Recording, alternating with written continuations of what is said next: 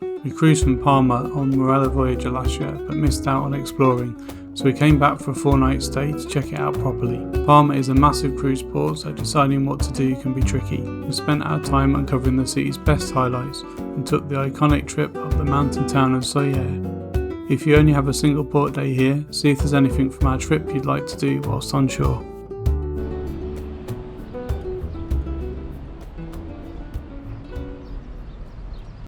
So it's about 20 to 10 and it's already 25 degrees. It's our first proper morning in Palma and we're going to take a little explore and we're going to go to the cathedral. It opens at 10 AM Monday to Saturday and you can't miss this 14th century Gothic building. It's huge. Get like the scale of it, innit? It is. It's like €30 each. It's quite a lot, isn't it? It is a lot, yeah. But it comes with the audio guide as well. With this ticket we queued to the right of the entrance, the other side was for groups. The rose window here was made up of over 1,200 pieces of stained glass. The audio guide walks you through the key chapels, though for us it was a bit glitchy and got in the way after a while, so we removed it. Entering at 10 AM gave us a bit of a head start, but the crowds caught up fast, maybe due to the cruises in port. But once you see this architecture up close, you understand exactly why it draws a crowd. We headed up the 215 steps of the bell tower to the roof terraces to take a look at the panoramic views over Palma and the port area. Before you even reach the edge to see the view, you're walking right alongside the massive stones, getting an incredible close-up of how this giant structure is put together.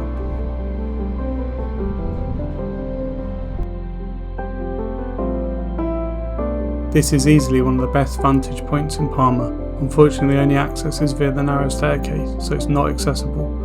However, we're actually going to show you another location for incredible views that is, later in the video. I thought it was really good, did you? Yeah, it was quite cool because it was early as well. As you've just seen, below the cathedral is Parc de la Mar, featuring a massive saltwater lake.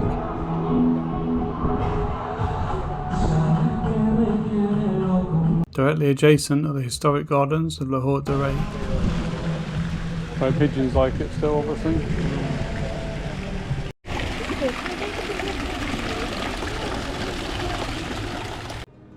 One thing you must do in Palma is wander the streets. Quite like all the trees everywhere.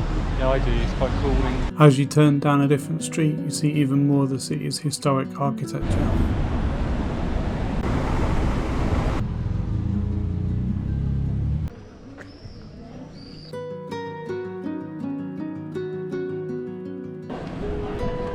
Really pretty. Really pretty, yeah. The modern Easter building has a monster face to represent toothache and decay as it houses a dental clinic. Can Corbella has a different Moorish style from the 1800s. Like fairy tale. It's unreal.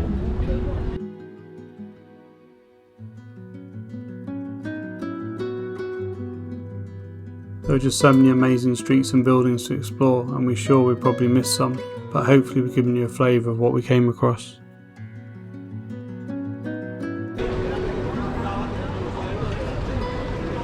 Very Game of Thrones.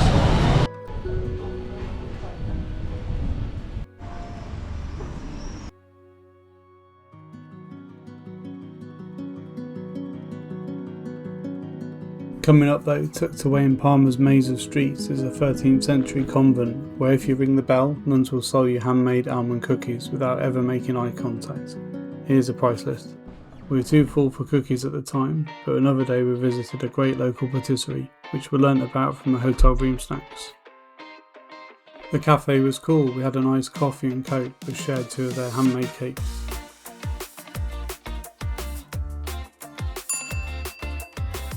Here's a menu showing their savoury options too. And here's what we were given in our hotel room, and we just had to get some more to take home. Another day we found this lovely cafe in the old town and shared the best cinnamon bun we've ever had.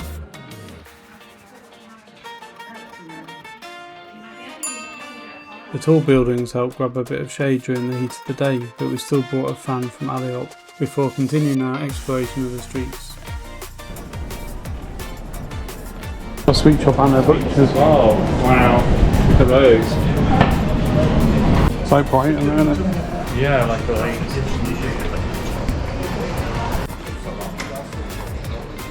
Heading into the narrow streets of the old town, you'll find the Arab Baths, one of the few remaining examples of Islamic architecture in Palma. We'd read bad reviews, but entry was only a few euros, so we gave it a try.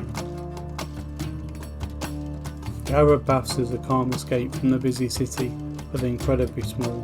The welcome here wasn't overly friendly, and you definitely won't find it as well resourced as other museums in Palma.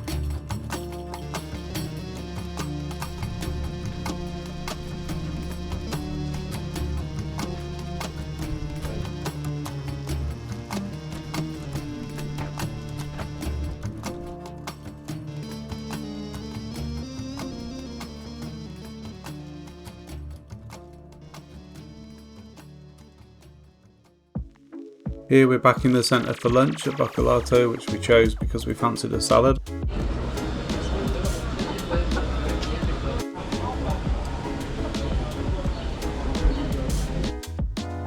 Whilst it tasted okay, it was on the pricey side for what it was.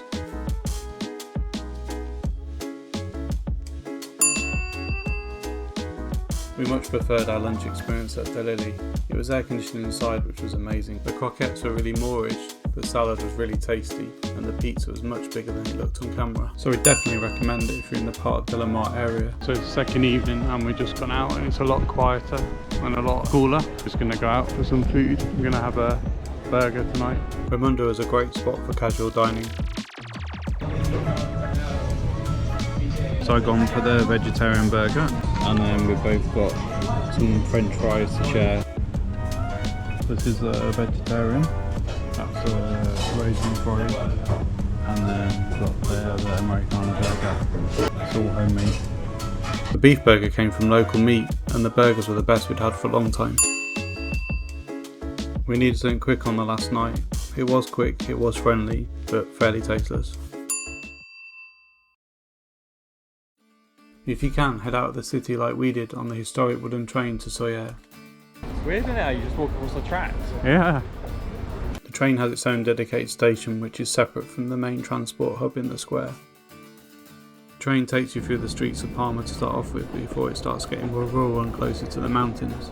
You can book a specific slot on the website a week before. We did this and we're glad we did, as there were some trains that were full on the way back.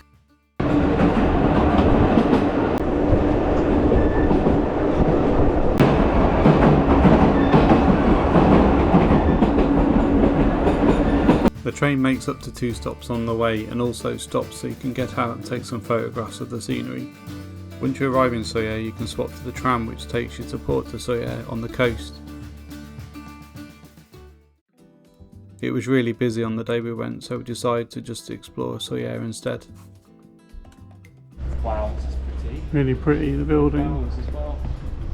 We did not feel shortchanged at all. Sóller was a really nice town. There's plenty of souvenir shops to visit. You can wander around the streets, there's loads of some really nice looking buildings. You can also take a walk down to the river, and if you step back you can see the mountainscape. But watch out for that tram when you're walking around the streets. The surprising find was this museum in the middle of town which had a really nice cafe. So tranquil.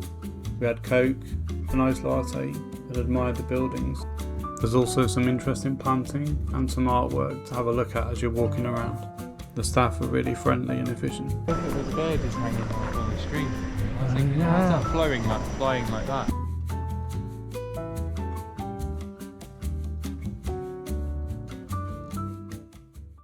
We always find it interesting looking at local house prices, so here you go if you are too.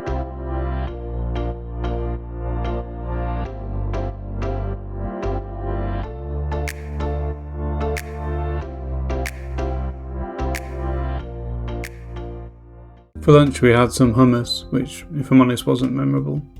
After we headed past the tourist office, the tram and back to the train station. If the trains are all full, the taxi is about €45 and the bus is about €6.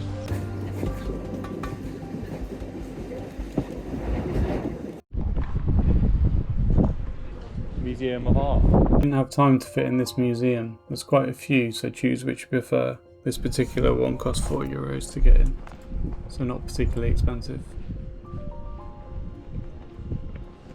We did visit the Baluard Museum, which is located in the city walls. It cost us €8 each to get in, and you can enter up to 30 minutes before it closes, which we did, but they didn't seem too happy about it. Yeah. Essentially it's a modern art museum with a few surprises. You can hardly see the numbers.